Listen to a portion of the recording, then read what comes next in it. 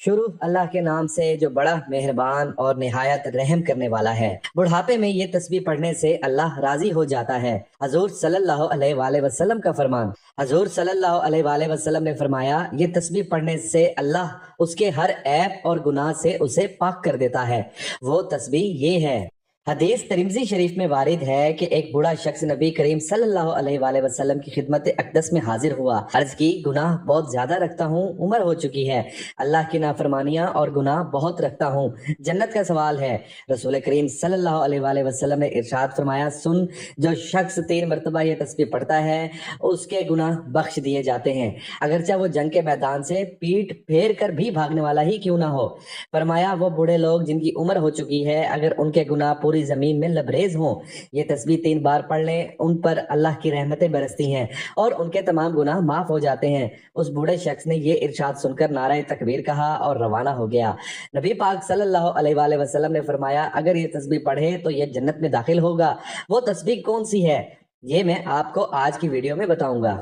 اللہ تعالیٰ ارشاد فرماتا ہے، اے ابن آدم، تیری پیدائش میں کون کون سی نعمتوں سے ابتدا ہوئی؟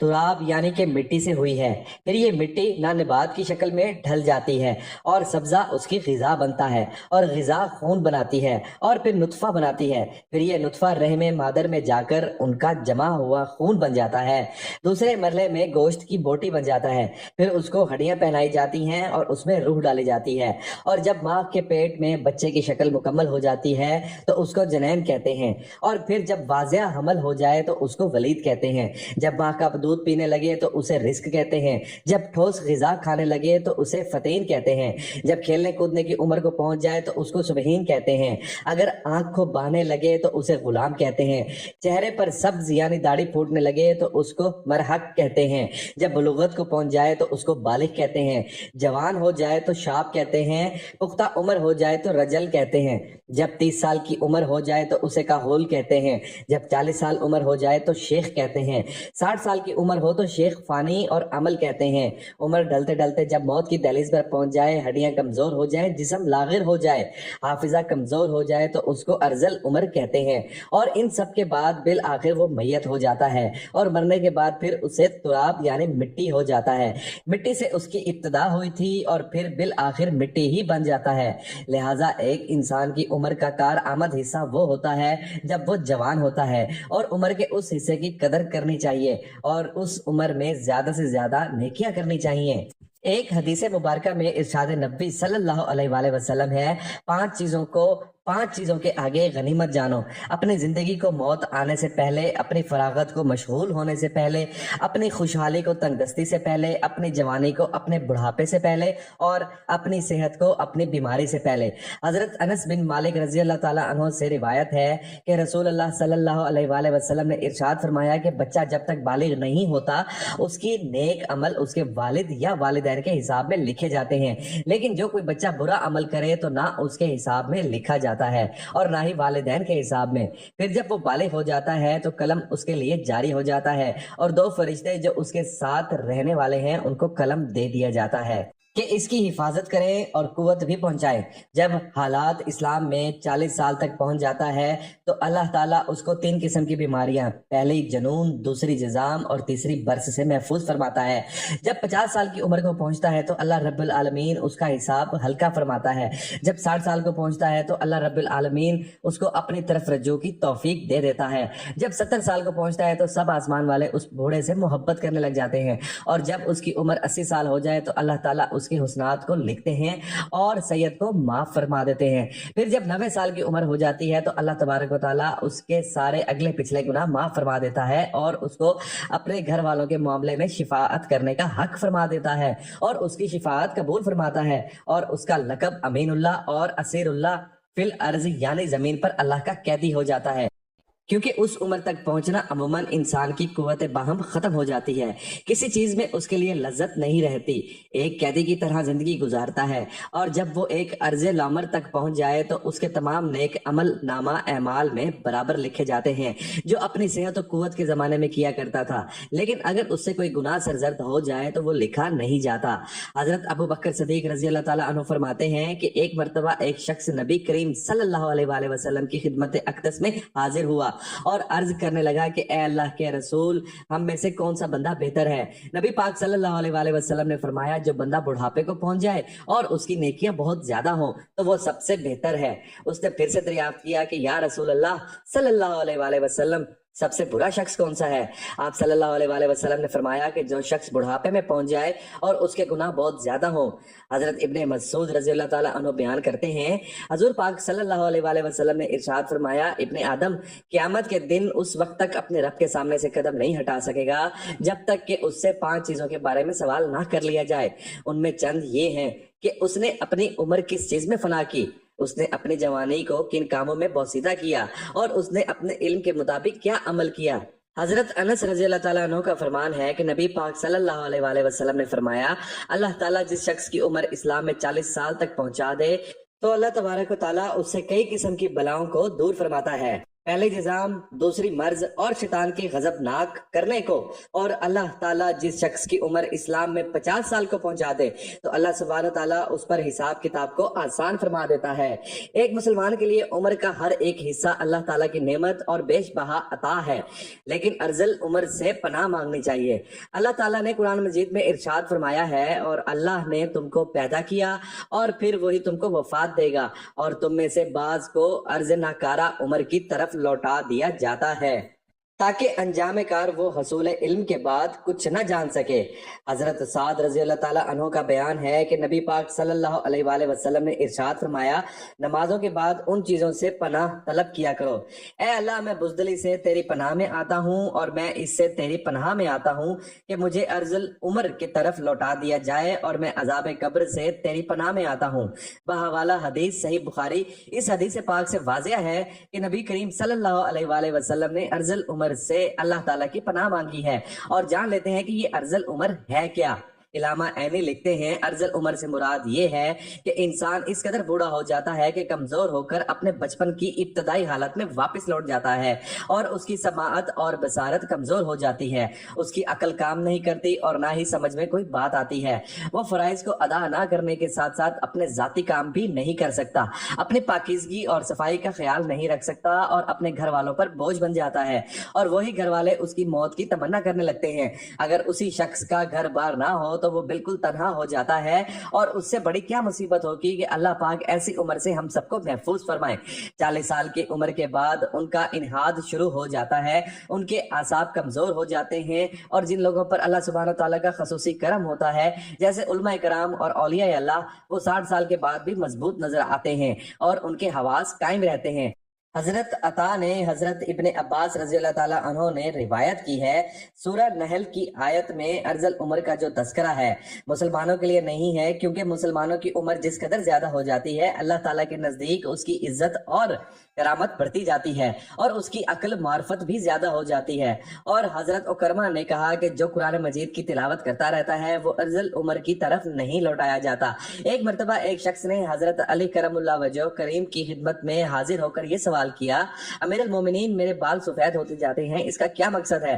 حضرت علی کرم اللہ وجہ کریم نے فرمایا کہ جب حضرت آدم علیہ السلام زمین پر آئے اور وہ بوڑھے ہونے لگے تو ان کے بال بھی سفید ہونے لگے، اور جب پہلی مرتبہ حضرت آدم علیہ السلام نے اپنے بالوں کو سفید ہوتے دیکھا تو اللہ تبارک و تعالیٰ سے عرض کی، اے اللہ، میرے بال سفید کیوں ہو رہے ہیں؟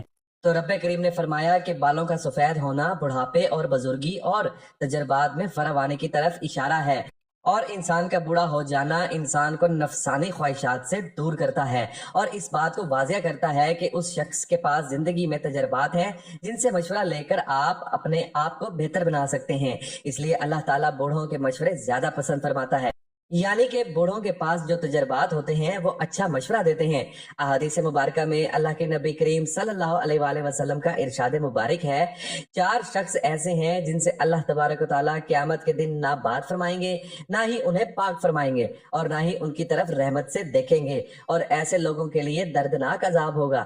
پہلا وہ شخص جو قسمیں اٹھا کر مال فروخت کرنے والا ہو اور اس کی عمر بھی بڑھاپے میں پہنچی ہو، اور وہ قسمیں اٹھاتا ہو خواہ وہ سچی ہو یا جھوٹی، اللہ سبحانہ تعالیٰ اس سے نفرت فرماتا ہے۔ हजरत अबू हुरैरा रजी अल्लाह ताला अन्हो से रिवायत है कि नबी करीम सल्लल्लाहु अलैहि वसल्लम ने फरमाया, कसम उठाने से सामान तो फरोख्त हो जाता है मगर उससे बरकत खत्म हो जाती है। ये हदीस मुत्तफ़िक़ अलैह और ये अल्फाज अबू दाऊद के हैं। नबी करीम सल्लल्लाहु अलैहि वसल्लम कसम खाने को मामूली समझने और सामान तिजारत को फरोख्त करने और कमाई करने की खातिर कसरत से कसम खाने से डरा रहा है। इसलिए कि जब किसी सामान पर झूठी कसम खाता है तो खरीदने वाला कसम खाने के सबब उसे अपनी कसम में सच्चा समझते हुए ये सामान तो खरीद लेता है, चुनाचा उसके रिस्क में बरकत खत्म हो जाती है, बल्कि हो सकता है कि मुनाफा के साथ साथ हकीकी कीमत भी जाया हो जाए। यकीनन जो कुछ अल्लाह ताला के पास है उसे उसकी नाफरमानी के जरिए हासिल नहीं। दूसरा वो शख्स जिसकी उम्र हो चुकी हो और वह मुतकब्बिर और फकीर हो, यानी ऐसा शख्स जिसके पास ना तो माल है और ना ही दौलत, वो लोगों को बढ़ा चढ़ा कर बताता है कि मेरे पास ये भी है और फलां चीज भी है, यानी एक तो फकीर और कंगाल और दूसरों का दस्त नगर और मोहताज और ऊपर से तकब्बुर करके अपनी झूठी बर्तरी जाहिर करता है। अल्लाह तबारक व तआला को ये बात हरगिज पसंद नहीं। अल्लाह तबारक व तआला तो किसी मालदार और गनी शख्स का तकब्बुर करना पसंद नहीं फरमाता, तो फिर फकीर और मोहताज तकब्बुर करे। अल्लाह सुब्हानहू तआला के नजदीक ऐसे शख्स का तकब्बुर करना मालदार आदमी से ज्यादा कबीह है। तीसरा बूढ़ा वो शख्स जो जानी हो। ये तीसरा शख्स जिससे अल्लाह तबारक व तआला सख्त नफरत फरमाता है। बुढ़ापे में जिना करने का मतलब ये है कि उसका मिजाज बहुत बिगड़ा हुआ है और उसका दिल अल्लाह सुब्हानहू तआला के खौफ से बिल्कुल खाली है। जवानी की एक तवील उम्र गुजरने के बाद मुतअद्दिद तजर्बात की हसूल से इंसान की अकल कामिल हो जाती है। हवाला हदीस मुस्लिम शरीफ हजरत अबू हुरैरा रज़ी अल्लाह ताला अन्हु से रिवायत है कि रसूल पाक सल्लल्लाहु अलैहि वसल्लम ने फरमाया, तीन ऐसे शख्स जिनसे अल्लाह तबारक व तआला क़यामत के रोज कलाम नहीं फरमाएगा और ना उनकी तारीफ और सताइश करेगा, और एक रिवायत में यह भी है कि ना उनकी तरफ देखेगा और उनके लिए दर्दनाक अजाब होगा। एक तो जनाकार बूढ़ा, दूसरा झूठा बादशाह और तीसरा तकब्बुर करने वाला। नंबर 4 जालिम हुक्मरान की जिसकी उम्र नाजुक हो चुकी है। इससे अल्लाह तबारक व तआला को नफरत है। अल्लाह पाक ने उसको हुकूमत दी और जमीन पर इख्तियारात दिए ताकि ये अल्लाह ताला की जमीन पर उसके बंदों के दरमियान अदलो इंसाफ करे। उसने अपने इख्तियारात का नाजायज फायदा उठाया है और अल्लाह ताला के बंदों पर जुल्म और सितम ढाता रहा। अपनी हुकूमत के नशे में इस कदर गर्क हुआ कि मैं हकीकी बादशाह हूँ कि बादशाह यानी अल्लाह ताला को भुला डाला, लिहाजा ये अल्लाह के यहाँ काबिल नफरत ठहरा है। अल्लाह तबारक व तआला उसे बरोज़े क़यामत अपने इश्क का साया नसीब नहीं फरमाएगा। हवाला हदीस मुस्लिम सफा नंबर 4240। पांचवा वो शख्स जो गुनाह भी करता है और तौबा इस्तगफार नहीं करता और ना अपने गुनाहों पर शर्मिंदा होता है, और ये शख्स भी अल्लाह ताला की सजा का मुस्तहिक ठहरता है और अल्लाह ताला उस पर गज़बनाक होता है और क़यामत के दिन उसका ठिकाना भी जहन्नुम है। हजूर पाक सल्लल्लाहु अलैहि वसल्लम का फरमाने आली शान है कि जो शख्स बुढ़ापे में यह तस्बीह पढ़ता है तो अल्लाह ताला उसके तमाम गुनाह माफ कर देता है और उसके हर ऐब पर पर्दा डालता है। अल्लाह ताला ऐसे शख्स से राजी होता है और अल्लाह ताला ये तस्बीह पढ़ने वाले से खुश होता है। जो शख्स ये तस्बीह पढ़ता है क़यामत के दिन अल्लाह ताला उसकी नेकियों का पलड़ा भारी करेगा और गुनाहों को माफ फरमा देगा इंशाअल्लाह। नाजरीन, वो तस्बीह ये है, अस्तगफिरुल्लाह रब्बे मिन कुल्लि ज़ंबे व अतूबु इलैह। जो शख्स किसी भी नमाज के बाद या दिन में जब आपका वक्त मिले ये तस्बीह पढ़ सकते हैं, अस्तगफिरुल्लाह रब्बे मिन कुल्लि ज़ंबे व अतूबु इलैह। ये तस्बीह पढ़ने से पहले आपने दुरूद पाक पढ़ना है। अल्लाहुम्मा सल्लि अला मुहम्मद व अला आले मुहम्मद कमा सल्लैता अला इब्राहीम व अला आले इब्राहीम इन्नका हमीदुम मजीद। अल्लाहुम्मा बारिक अला मुहम्मद व अला आले मुहम्मद कमा बारकता अला इब्राहीम व अला आले इब्राहीम इन्नका हमीदुम मजीद। दुरूद पाक पढ़ने के बाद आपने एक तस्बीह अस्तगफिरुल्लाह रब्बे मिन कुल्लि ज़ंबे व अतूबु इलैह, अस्तगफिरुल्लाह रब्बे मिन कुल्लि ज़ंबे व अतूबु इलैह। ये तस्बीह आप दिन में किसी भी वक्त पढ़ सकते हैं। ये तस्बीह पढ़ने के बाद आपने दुरूद पाक पढ़ना है। दुरूद पाक पढ़ने के बाद अल्लाह ताला से अपने गुनाहों की माफ़ी मांगनी है, सच्ची तौबा करनी है। तौबा करने का मकसद ये होता है कि आइंदा कोई गुनाह नहीं करना, तो इस तरह का अज़्म करके आपने तौबा करनी है, नेक अमाल करने की तरफ तवज्जो देनी है और नमाज पंजीगाना अदा करने का इरादा करना है। हजरत अबू हुरैरा रज़ी अल्लाह ताला अन्हु से रिवायत है कि नबी करीम सल्लल्लाहु अलैहि वसल्लम ने इरशाद फरमाया कि इंसान पर सदका वाजिब है। इस तरह एक और जगह आपने इरशाद फरमाया, तुम में से जो आदमी भी सुबह का सूरज देखता है उसके हर जोड़ पर सदका वाजिब हो जाता है। यानी नबी करीम सल्लल्लाहु अलैहि वसल्लम के इन इरशादात की रोशनी में हमें पता चलता है कि जैसे ही हम पर अगला दिन चढ़ता है, हमारे जितने भी जोड़ हैं यानी हमारे जिस्म में 360 के करीब जोड़े, उन तमाम फरिश्त का सदका वाजिब हो जाता है। लेकिन हम में से कितने ऐसे लोग हैं जो कि अपने जिस्म पर वाजिब होने वाले इस सदके को देते हैं? हम में से ज्यादातर लोग तो तब ही सदका देते हैं जब हम बीमार पड़ते हैं या हम पर कोई बड़ी मुसीबत नाजिल हो जाती है। इससे पहले तो सदका देने का ना तो हमारे जहन में कोई तसव्वुर होता है और ना ही हम में से ज्यादातर लोग सदका देते हैं। और यही वजह है कि हमारी जिंदगियों में अचानक से मुसीबतें, परेशानियां और तंगदस्तियां आती चली जाती हैं और हमें समझ नहीं आ रहा होता कि हम जिंदगी में ऐसी कौन सी गलती कर रहे हैं जिसकी वजह से हमारी जिंदगी में मसले और परेशानियां बढ़ती जा रही हैं। हम पर बलाएं नाजिल हो रही हैं, हम पर रिस्क की तंगी हो रही है और हम मुसलसल परेशानियों के बोझ के नीचे दबते जा रहे हैं। असल में वो वजह होती है सदक़े का ना देना। इस्लामी तालीमात और नबी करीम सल्लल्लाहु अलैहि वसल्लम के मुख्तलिफ इरशादात की रोशनी में हमें पता चलता है कि आसमान से बलाएं नाजिल की जाती हैं। ये बलाएं अपने साथ मुख्तलिफ बीमारियां, मुसीबतें और परेशानियां लेकर आती हैं। कोई बला अपने साथ बीमारी लाती है तो कोई हादसा, तो कोई रिस्क की तंगी। लेकिन सदका करना हमें ना सिर्फ इन बलाओं से बचाता है बल्कि गुर्बत और परेशानियों से भी बचाता है। सदके की वजह से हमारे रिस्क और दौलत में इजाफा होता है और घर में बरकत होती है। इसके अलावा हमें यह भी पता चलता है कि सिर्फ माल खर्च करके ही सदका नहीं दिया जाता, बल्कि अगर आप किसी को सलाम करने में पहल करते हैं तो ये भी सदका है। पानी पिलाना ये भी सदका है। इसी तरह सदका देने के बहुत सारे तरीके हैं, जैसा कि दो आदमियों के दरमियान सुलह करवा देना, किसी को सवारी पर चढ़ने में मदद करना, किसी को अच्छी बात बताना, नमाज के लिए जो आप कदम बढ़ाते हैं ये भी सदका है।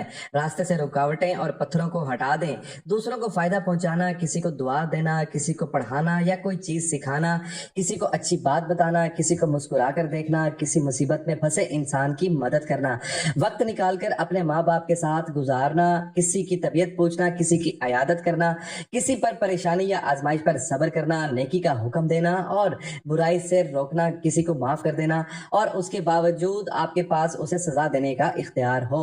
यहाँ तक कि अपनी बीवी को अपने हाथों से कुछ खिलाना और उससे प्यार मोहब्बत की बातें करना भी सदका है।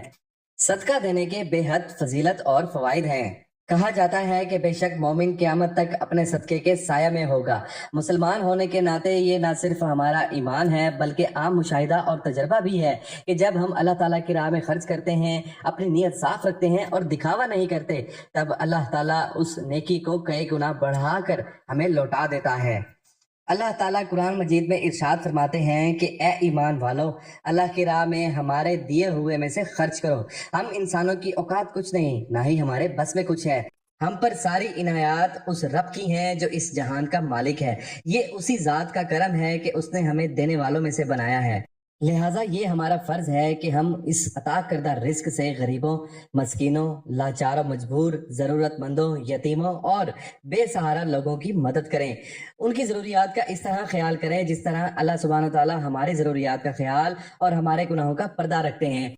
ऐ अल्लाह, मेरी हर दरख्वास्त को कबूल फरमा और मेरी हाजतें पूरी फरमा, और जबकि तूने इस्तजाबत दुआ का जिम्मा लिया है तो मेरी दुआ को रद्द ना कर, और जबकि तूने मुझे दुआ का हुक्म दिया है तो मेरी दुआ को अपनी बारगाह से रोक ना दे, और जिन चीज़ों से मेरा दीनवी और दुनियावी मुफाद वाबस्ता है उनकी तकमील से मुझ पर एहसान फरमा, जो याद हो और जो भूल गया हूँ, जाहिर की हो या पोशीदा रहने वाली हो, इलानिया की तलब की हो या दर पर्दा, उन तमाम सूरतों में इस वजह से कि तुझसे सवाल किया है, नियत तो अमल की, इस्लाह करने वालों और इस बिना पर के तुझसे तलब किया है, कामयाब होने वालों और इस सबब से कि तुझ पर भरोसा किया है, गैर मुस्तरिद होने वालों में से करार दे और उन लोगों में शुमार कर जो तेरे दामन में पनाह लेने के खूब घर हैं, तुझसे बेपार में फायदा उठाने वाले और तेरी दामन इज्जत में पनाह गजी हैं, जिन्हें तेरे हमागीर, فضل اور کرم سے رزق حلال میں فراوانی حاصل ہوئی ہے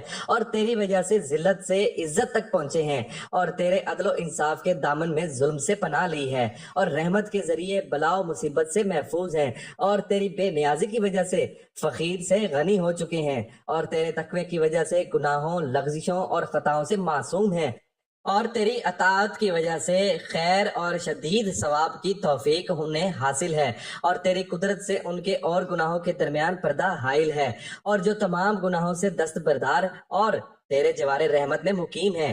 اللہ تعالی ہم سب کا حامی و ناصر ہو، آمین ثم آمین۔ دعا ہے کہ اللہ تعالیٰ نیکی کی بات کو سننے اور سمجھنے اور اس پر عمل کرنے کی توفیق عطا فرمائے۔